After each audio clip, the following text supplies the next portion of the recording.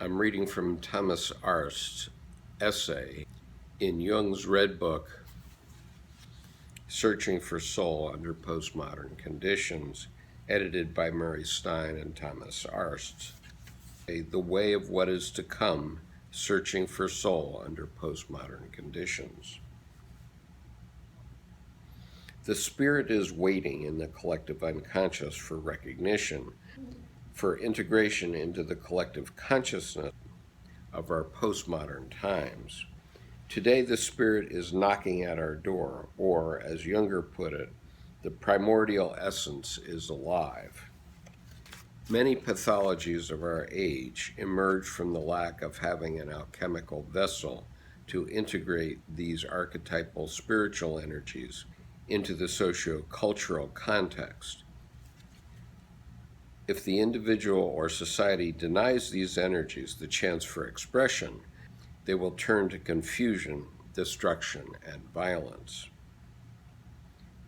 Mercurius Duplex. It was alchemy that found the adequate expression for this, good with the good and bad with the bad.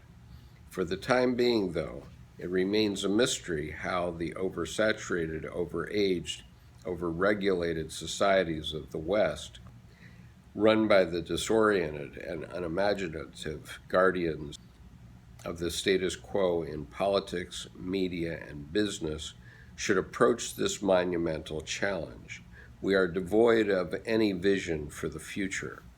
The best lack all conviction, while the worst are full of passionate intensity, lamented William Butler Yeats during Jung's day.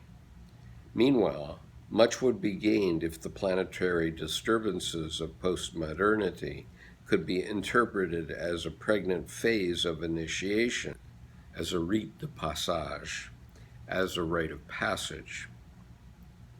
In this sense, future generations would be inclined retrospectively to understand our postmodern era as a phase of negretto, as a time of collective disorientation and confusion, with its attitude toward the world manically oscillating between a baroque lust for life and an apocalyptic foreboding of death.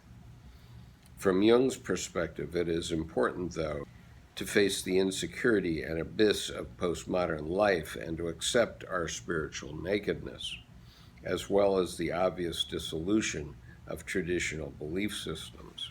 An openness to the psyche so that its intimidations can be consciously realized is crucial too.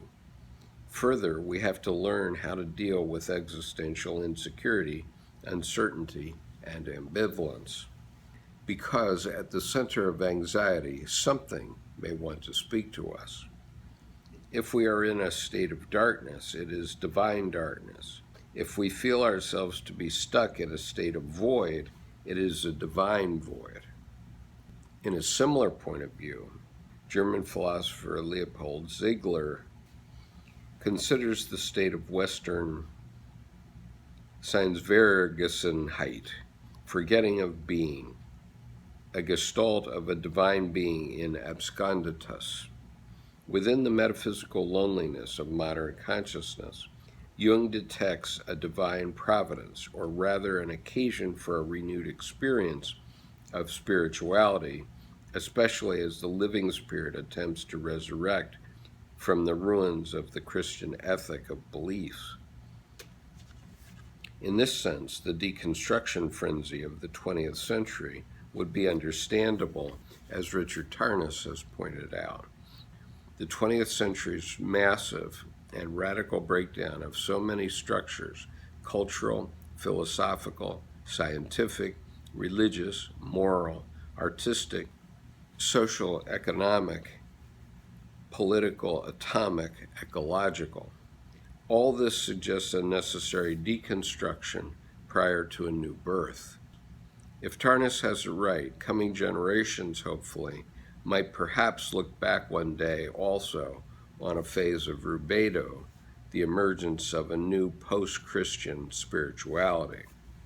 How to continue now? We are currently living in a historic moment in which all aspects of human existence have to be reconceived and radically put to the test with respect to the secret life of the living artist.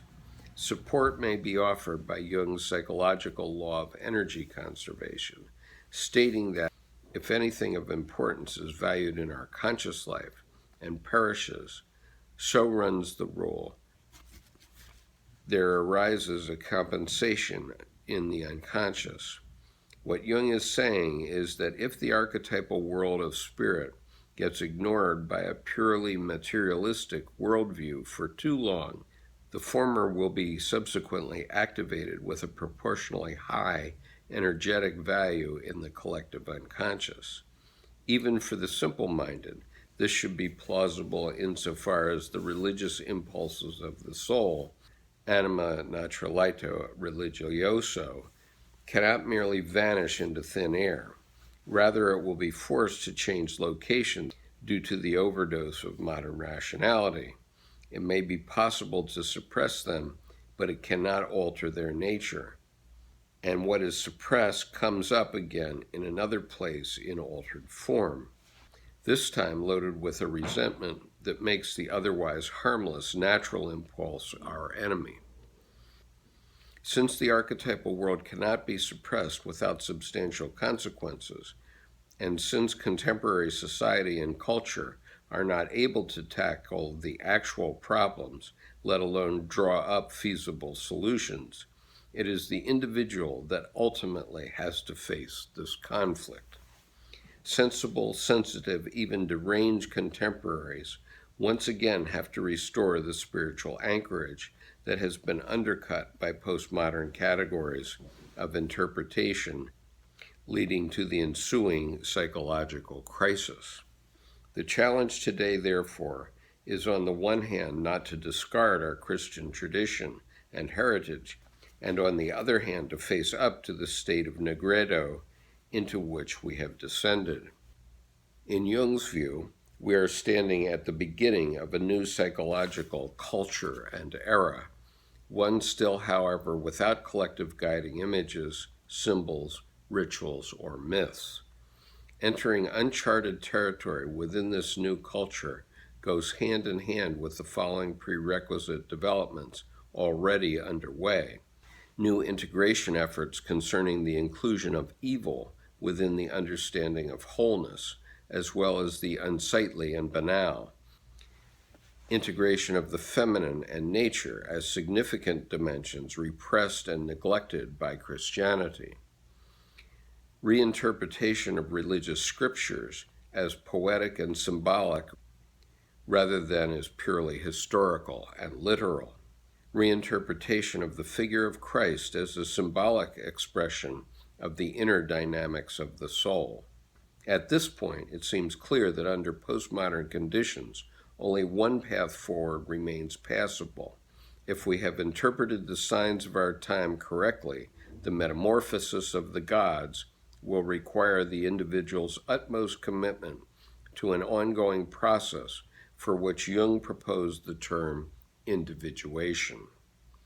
The narrative for this is contained in the Red Book, and with it begins Jung's new myth showing the way of what is to come. That last sentence is a reference to the first sentence of the Red Book. This essay goes on for another 16 pages, and I urge you to purchase this book to read the rest of it.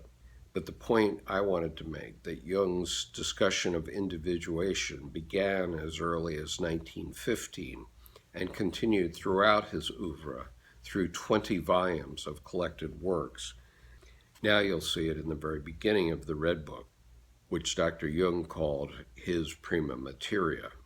And so now I'll go back and read that first few pages of the Red Book.